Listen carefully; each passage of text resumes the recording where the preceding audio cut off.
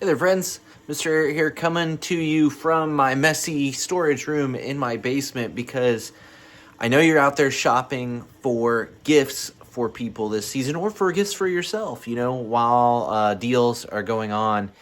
And rather than doing anything audio related, I just wanted to make a quick video on this guy right here, which is the Bambu Labs A1 Mini. This is not a sponsored video. I bought this myself.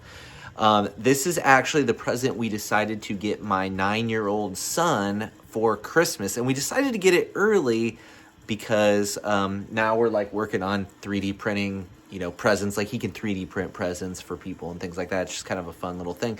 Plus, I wanted to have a 3D printer on hand. And I guess my main point of this video for you is just, if you've been waiting to get a 3D printer, but it's something that you've been wanting to try, I think now is the time.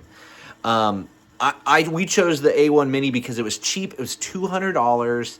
It's very well reviewed. It's known to be a very reliable printer, which I've been using 3D printers for like over a decade. Like I kind of got first on the bandwagon because I work at a school and I kind of am like a technology teacher. So I've been fortunate enough that I've been able to get one early and experiment.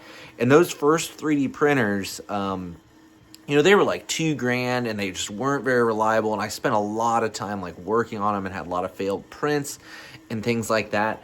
And I'm going to tell you, if you haven't played with them for a while or tried one of these new generation 3D printers, like they are so much better and easy to use. This guy is basically idiot proof to use. We've printed probably, a couple dozen prints at this point in time. We've had it for like a couple of weeks. It's been printing like something basically every day, multiple prints a day usually. And, we've only had like 2 misprints out of the whole time. There was an issue where it wasn't homing correctly, but it was our fault. Like we didn't have the build plate on correctly. So I just wanted to go over like a few of the things that I really like about this printer. And then I'll cut to some B-roll and things and show you like a few different things about it. But just basically, it's a very small compact printer. That's one of the reasons why we got this one. It was only $200. There's an upgrade path if you want the AMS, which is like their multicolor print thing. I'm going to link to a video from Two Moose Design that talks about multicolor prints and kind of how wasteful they are. Like, I don't really want to do multicolor prints, so I think if that's something that you're on the fence about, it's definitely not something that you need to do, but there is some advantages to having the AMS. But again, I'll let him kind of explain that in that video because it really covers those things well. The main things that I really like about this printer is just, one, it was easy to set up, under half an hour to set up. Very, very simple, very easy instructions. It's just like a few screws here and there, and you got to oil the bed axis because it is a bed slinger. It moves the bed back and forth, like as you can see as it's printing over here. But very, very minimal setup. We're still on our first spool of filament. And we've printed, like I said, like dozens of prints at this point. Obviously, your mileage is going to vary depending on what you want to print and things like that. But more or less, like what makes this printer special is every time that it like prints, it goes through like a calibration process where it cleans the tip. It sets the nozzle so it's all the correct height. It automatically levels the build plate. It goes through this vibration dampening system. So essentially, all the issues that I had with like all the older 3D printers that I've been using over the years, like this thing pretty much takes steps to make sure that those issues don't happen while you're printing. The other thing I really like is the removable build plate, which again, I'll cut to some footage here that shows you why that's so important. But basically, the printing bed is heated, so the prints don't warp and they adhere very well to it. But then you can take off this magnetic build plate and bend it, and that way they snap off of there really, really easy. And so that's been an excellent system.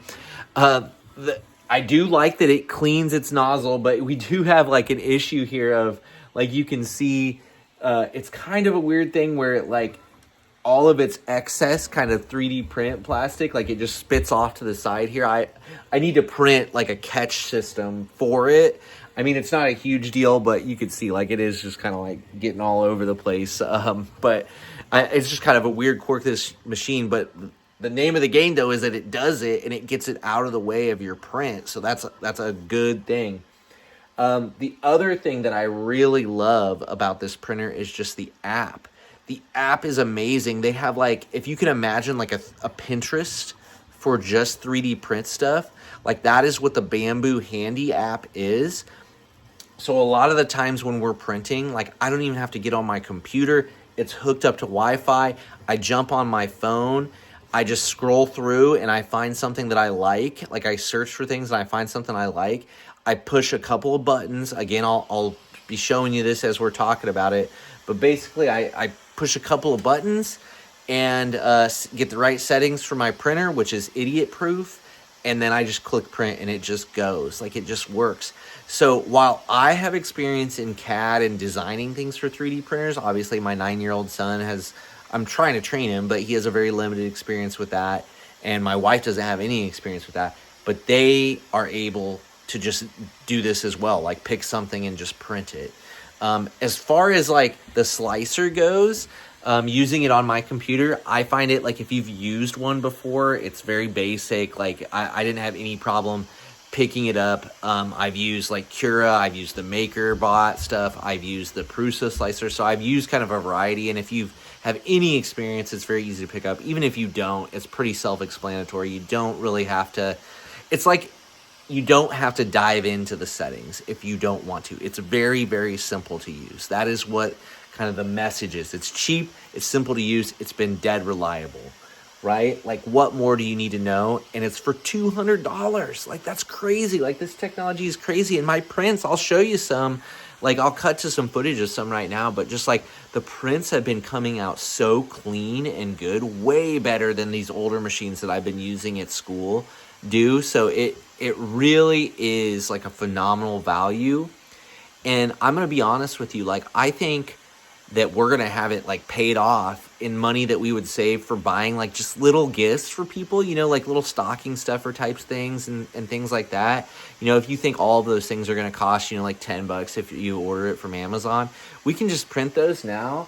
And like at that, again, this filament right here was like $12 for a roll of Bambu, official Bambu filament.